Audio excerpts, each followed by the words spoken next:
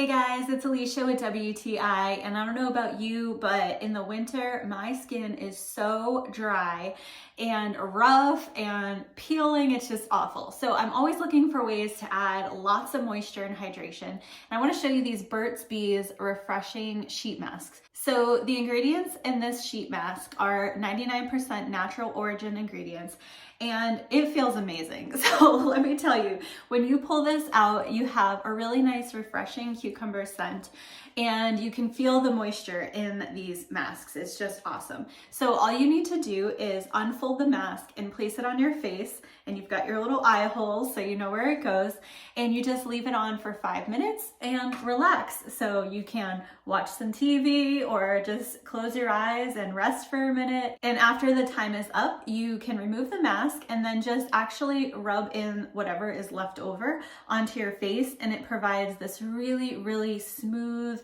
moisturizing effect, and you don't even have to rinse it off. So I have found that these are really effective in providing instant moisture to my face when it is really dry.